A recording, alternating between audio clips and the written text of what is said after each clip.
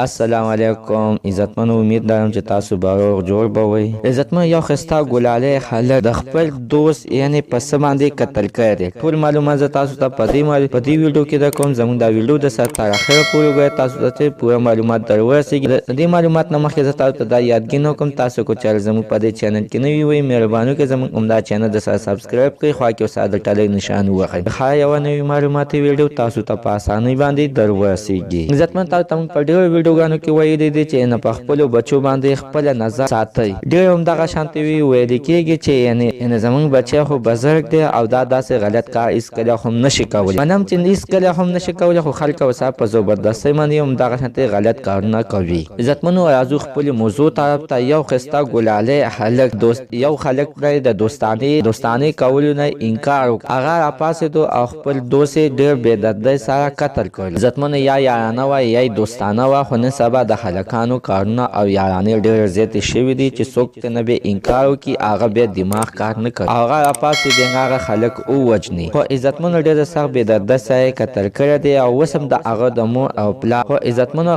هره یوه ویډیو کې بار همدغه نصیحت کوو چې په خپلو بچیو په خپله نظر وسات چې زما بچی کوم خواته ځي او چا سره کیني پاسي. تاسو پیله چې چا سره کیني پاسي، پیله د هغه کس معلومات وکړه چې دا خلک یې څنګه دی. چاته بد وي نو خپل ماشوم ته نه منې کوي او ورسره مې کینوئ. عزتمنو، زموږ د سره نننۍ معلومات د دې ځای پورې د نوي معلومات لپاره د سره زموږ همدا چینل د سره سبسکرایب کړئ، خوا کې ورسره د ټلۍ نشان ووهئ. هر یوه نوي معلوماتي ویډیو تاسو ته په اسانۍ باندې در ورسېږي.